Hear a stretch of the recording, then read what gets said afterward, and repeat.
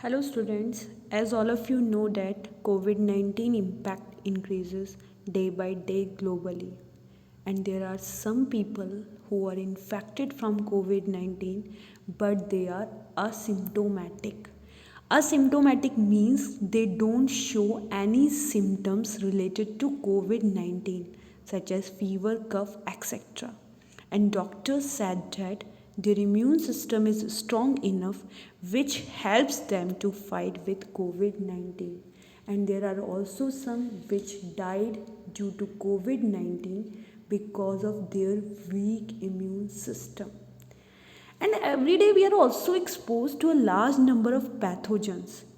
However, only a few exposure result in disease. Then question arises in our mind, how is this possible?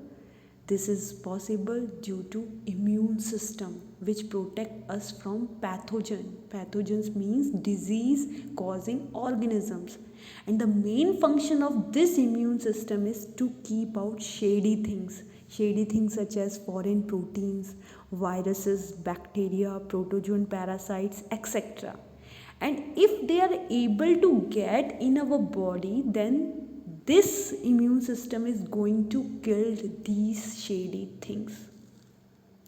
And second point, if our immune system is weak, we are more vulnerable to pathogens and they cause disease in us easily. The and most important example related to the weak immune system is HIV. HIV is a viral disease caused by the HIV virus. And this HIV virus, when entered into the host and kill the cells of the host which have role in immunity, due to which the host is more vulnerable to many diseases. And students, today we will discuss about this immune system in detail. First, we understand the term immunity. What is immunity? Immunity means the ability of the host. Host means the organism in which pathogen grow and multiply is called host. So the ability of the host to fight the disease causing organisms or to fight the pathogen which is conferred by the immune system is called immunity. तो host की या हमारी वो ability जिसकी वजह से हम pathogen से लड़ रहे हैं और अपने आप को डिजीज से प्रोटेक्ट कर रहे हैं, किसकी वजह से? अपने इम्यून सिस्टम की वजह से. इस एबिलिटी को मैं क्या कहूँगी? This is my immunity which protect us from pathogens. And this immunity is of two types. First type of immunity is a innate immunity and second type of immunity is a acquired immunity. Let us discuss innate immunity in detail. First, this innate immunity is present since the birth and this immunity is inherited from mother. ये जो immunity हमें birth से ही मिली है और इसे हमने किससे inherited means passing generation to generation. ये हमें किसने दी है? हमारी मदर ने दी है. ये हमारी मदर से मिली है. And second property of the innate immunity is this is a non specific type of defence. Non specific type of defence means it is not able to differentiate that this bacteria cause typhoid, that this bacteria cause tuberculosis, that this virus cause measles, that this virus called common cold. It is not able to differentiate between the different type of bacteria and viruses. Only इसका purpose क्या है कि इसे लगा कि this thing is not ours, this is a foreign things, and if this things enters in our body, I have to kill this thing. This is the main aspect of the innate immunity, that this is non-specific immunity. We are going to discuss this specificity and non-specificity later. And third, innate immunity consists of the barriers which prevents the entry of the pathogen into our body. And somehow if these pathogens are able to enter into our body, then this type of immunity is going to kill them. So these are the characteristic of innate immunity.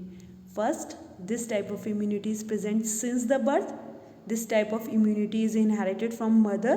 Third, this type of immunity consists of the barriers which prevents the entry of the pathogen. Next type of barriers. There are 4 type of barriers. First type of barriers are known as physical barrier, second physiological barrier, third cellular barrier, and fourth is a cytokine barrier. So first physical barrier. First type of physical barrier is a skin. All of you know that skin is made up of stratified epithelial tissue, and outer layer of this stratified epithelium is known as stratum corneum, which is made up of dead cells, and these cells are filled with keratin protein. And due to this keratin protein, the outer layer of the skin is resistance to these pathogens, and this keratin proteins also helps the skin to become impermeable to water. तो इस keratin protein के deposition की वजह से ही कोई भी जो pathogen होते हैं वो स्किन को क्या नहीं कर पाते, स्किन को इन्वेड नहीं कर सकते, स्किन के थ्रू कोई भी पैथोजन हमारी बॉडी के अंदर एंटर नहीं कर सकते. एग्जाम्पल देती हूँ मैं. जब तुम लोगों को कोई भी चोट लग जाती है या उस चोट पे तुम्हारा वूंड हो गया, उस वूंड मीन्स घाव, चोट लग जाना, घाव हो जाना, उस वूंड पे तुम लोग क्या अप्लाई करते हो? डिटॉल. क्यों अप्लाई करते हो?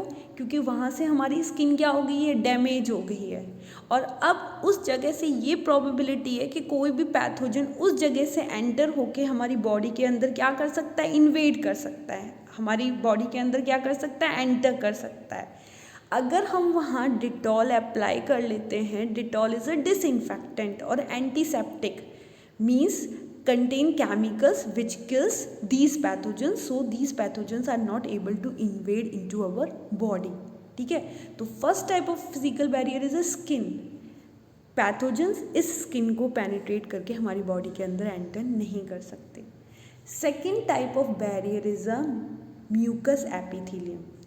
फर्स्ट पॉइंट कि ये जो म्यूकस एपिथेलियम है कहाँ कहाँ प्रेजेंट होती है? जितना भी हमारा पूरा जो रेस्पिरेटरी ट्रैक्ट है, चाहे वो ट्रैकिया हो, primary bronchi, secondary bronchi, bronchioles, उनकी जो अंदर वाली लाइनिंग होती है वो कौन सी एपिथेलियम से होती है? हमारी mucus epithelium. Mucus epithelium means वो एपिथेलियम जिसके अंदर कौन से सेल्स होते हैं? Goblet cells. और गोबलेट सेल्स हमारा क्या सिक्रीट करते हैं? Mucus.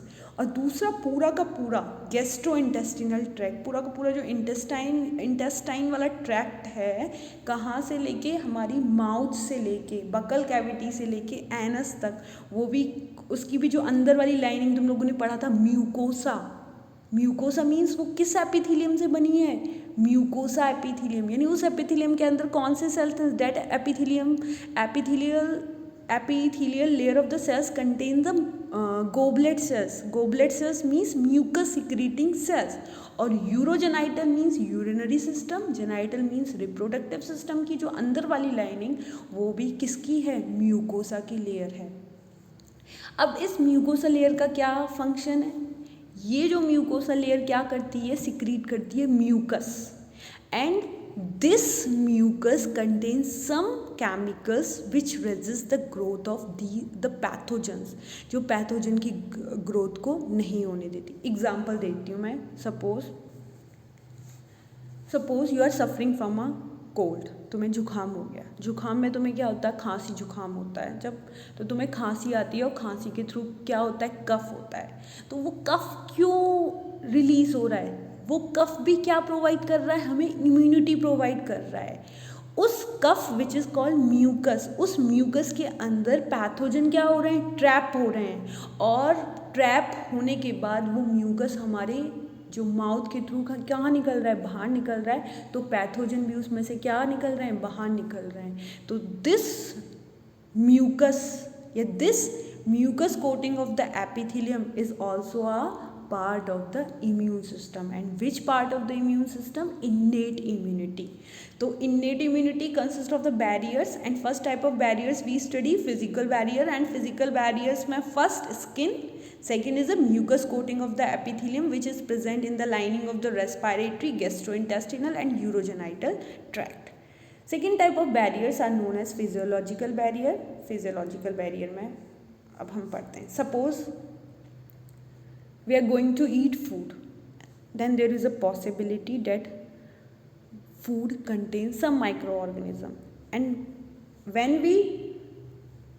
we take food into the buccal cavity, then there is a secretion of saliva in the mouth, and this saliva consists of a lysozyme enzyme. This saliva consists of which enzyme? Lysozyme.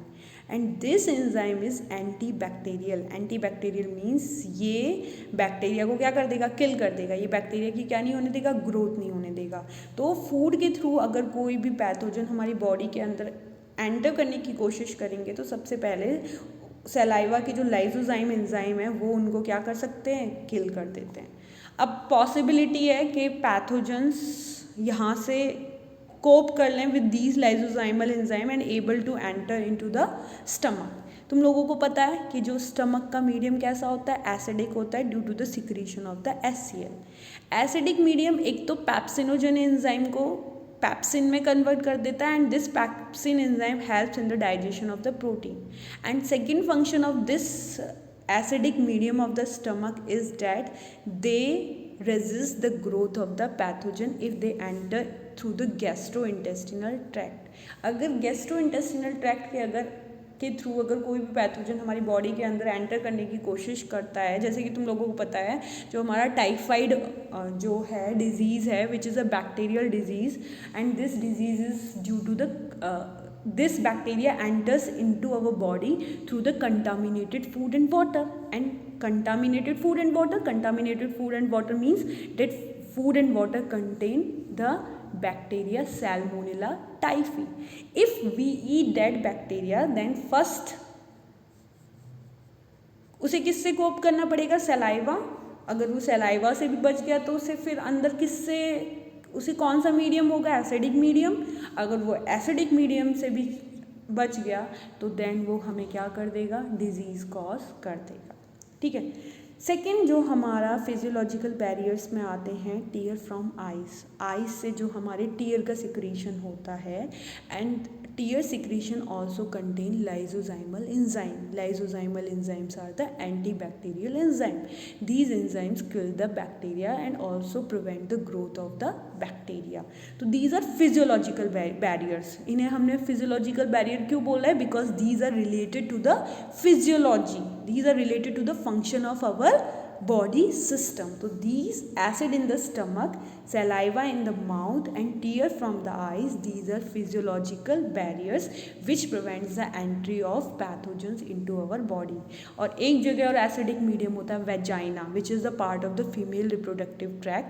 vagina का जो medium होता है वो भी कैसा होता है? हमारा acidic medium होता है. Third type of barriers are known as cellular barriers. ठीक है. And cellular barriers contain, cellular barrier means cells. Now these cells protect us from the pathogens, and cellular barriers include first type of cells, phagocytic cells. Phagocytic cells. Phagocytic cells means क्या होते हैं? वो cells होते हैं जो भी suppose pathogen और ये जितने भी पैथोजन डिजीज कॉजिंग ऑर्गेनिज्म हमारी बॉडी के अंदर एंटर हो गए, तो जैसे ये एंटर करेंगे तो हमारा जो इम्यून सिस्टम है वो देखेगा कि हमारी बॉडी के अंदर कोई बाहर की चीज़ आ रही है, और सबसे पहले उस बाहर की चीज़ के पास, उस पैथोजन के पास कौन पहुंचेगा? These phagocytic cells. And these phagocytic cells are called phagocytic because they have the ability to engulf these pathogens. जैसे कि तुम लोगों को पता है amoeba with the help of pseudopodia, अपने फूड को क्या कर लेता है, इनगल्फ कर लेता है, और उसके फूड टेकिंग प्रोसेस को हम अमीबा के को क्या बोलते हैं, फैगोसाइटोसिस। सेम कहानी इन फैगोसिटिक सेल्स की है। अब जैसे ये क्या हो, suppose this is a pathogen. अब जैसे ही पैथोजन हमारी बॉडी के अंदर एंटर करेंगे तो उसके पास कौन पहुंचेगा, हमारा ये this is a phagocytic cells. अब this phagocytic cells covers this whole pathogen through the pseudopodia. Means this phagocytic cells engulf this pathogen, and after that this pathogen fuses with lysosomes. lysosomes के साथ क्या हो जाएगा, ये pathogen fuse हो जाएगा, and lysosomes contains hydrolytic enzymes, and these hydrolytic enzyme killed this pathogen. This process is known as phagocytic cells. और हमारी बॉडी के अंदर अभी मैं बताने वाली हूँ, there are so many cells which have this phagocytic activity. First type of cells which have phagocytic activity is a neutrophils. neutrophils तुम लोगों ने पढ़ा था, you studied in class 11th in human circulatory system that blood consists of 3 types of corpuscles, RBC, WBC, platelets, ठीक है, and WBC are of 2 types, granulocytes and agranulocytes. Granulocytes which contains granules in the cytoplasm, and granulocytes further divided into 3 types of cells, eosinophils, basophils and neutrophils.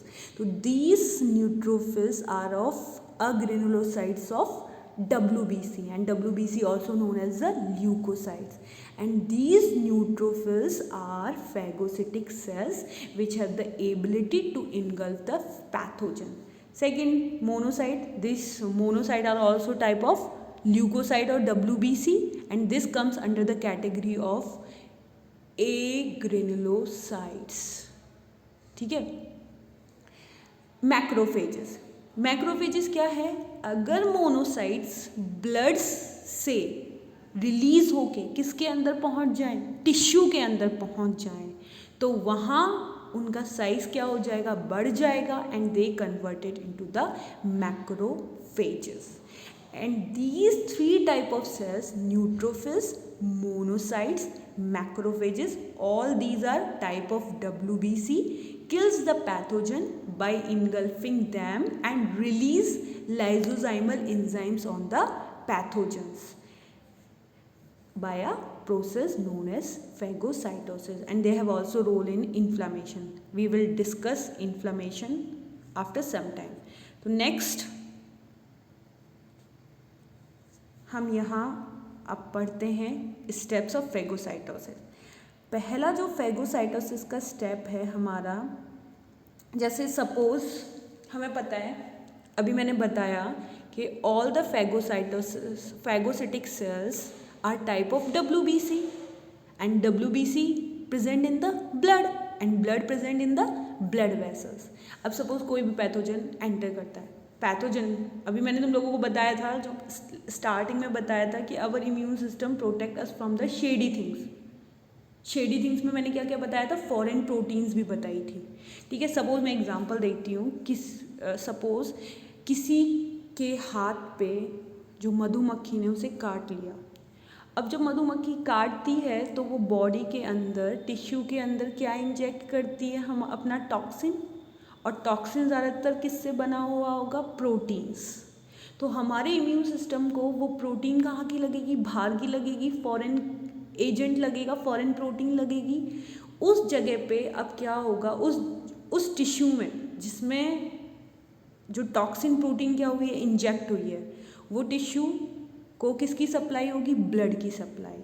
अब उस जगह क्या होगा, उस tissue को जो ब्लड वेसल्स ब्लड की supply कर रही हैं, उनका वैसोडाइलेशन हो जाएगा. वैसोडाइलेशन मीन्स सपोज पहले उसका डायमीटर ब्लड वेसल्स का इतना था, बाद में उसका डायमीटर क्या हो गया, बढ़ गया. Vasodilation means increase the diameter of the blood vessels is known as vasodilation. And due to the increase vasodilation there is a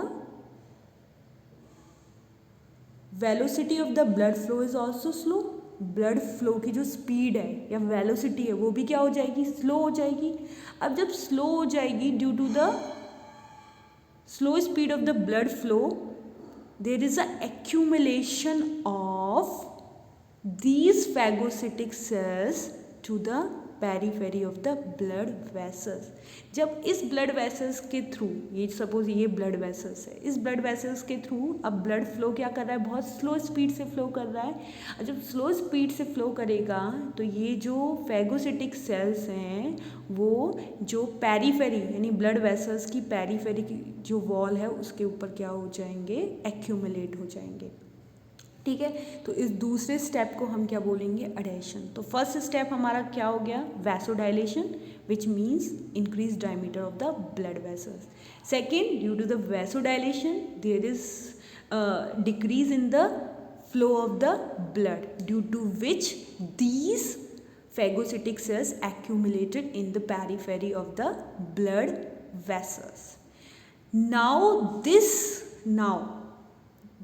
These phagocytic cells migrate from the blood vessels। अभी इस blood vessels से बाहर की तरफ निकल जाएंगे, ठीक है, बाय एक्टिव मूवमेंट। इस मूवमेंट को हम क्या बोलते हैं, अमीबॉइड मूवमेंट भी बोलते हैं। और ये जो तीसरा स्टेप है इसे हम क्या बोलते हैं, डायपिडेसिस। फिर से समझो, पहला vasodilation, increase diameter of the blood vessels. Second is the adhesion, due to the decrease blood flow there is the accumulation of the leucocyte, WBC और phagocytic cells at the periphery of the blood vessels। Now these phagocytic cells through the amoeboid movements migrate into the extracellular fluid। ठीक है, migrate into the extracellular fluid यानी in blood vessel से बाहर निकल जाएंगे। फिर अब जो प्रोटीन्स थी, जैसे मैंने अभी किसकी बात की, मधुमक्खी के टॉक्सिन प्रोटीन की। अब वो toxin protein secrete some chemical, suppose ये हमारी यहाँ क्या है, टॉक्सिन प्रोटीन। अब ये जो टॉक्सिन प्रोटीन्स हैं ये क्या सिक्रीट कर रही हैं,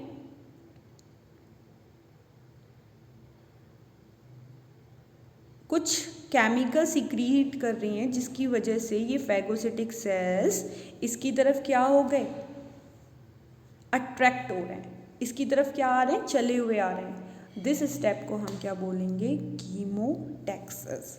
फिर after reaching through this toxin protein, these phagocytic cells form a pseudopodia, and this pseudopodia covers this whole toxin, and these phagocytic cells engulf this toxin protein into them, and they kill this toxin protein or they degrade this toxin protein through the enzymes of the lysozymes। तो ये हमारा phagocytosis में attachment हो गया, ठीक है। फिर injection हो गया, phagocyte engulfs the particular material into a vacuole, ठीक है। The membrane of the vacuole किससे फ्यूज हो जाएगा, लाइजोसोम्स। लाइजोसोम से फ्यूज होने के बाद वो क्या बना देगा, फैगोलाइजोसोम्स। लाइजोसोम्स में क्या होंगे, हाइड्रोलिटिक एंजाइम, और वो हाइड्रोलिटिक एंजाइम उसको क्या कर देंगे, किल कर देंगे, ठीक है। या फिर से एक बार समझो, सपोज ये हमारी क्या हो गई, टॉक्सिन प्रोटीन, और दिस इज फैगोसिटिक सेल। इसने फैगोसिटिक सेल ने ये पूरा क्या बना लिया, स्यूडोपोडिया। अब ये स्यूडोपोडिया ने इसको कवर कर दिया, कवर करने के बाद ये इसका लाइजोजाइम है, और ये हमारी क्या हो गई, टॉक्सिन प्रोटीन। ये आपस में क्या कर जाएंगी, फ्यूज़ कर जाएंगी, और फ्यूज़ करके ये क्या बनाएंगी, हमारी फैगोलाइजोजाइम। और जब फैगोलाइजोजाइम बन जाएगा तो the lysozyme secretes their hydrolytic enzyme, and this hydrolytic enzymes degrade this toxin protein, ठीक है। In the next video we will discuss about the inflammation, ठीक है। तो आज हमने कुछ ज़्यादा नहीं पढ़ा, इन्फ्लामेशन हम नेक्स्ट वीडियो में पढ़ेंगे। और आज का मेरा क्वेश्चन है, तुम लोगों को ये बताना है क्या फीवर इम्यूनिटी का पार्ट है, और है तो कैसे। आखिरकार फीवर हमें पैथोजन से कैसे प्रोटेक्ट करता है। आई होप तुम लोगों को मेरा आज का जो ये लेक्चर है या आज की वीडियो पसंद आई होगी। Thank you very much.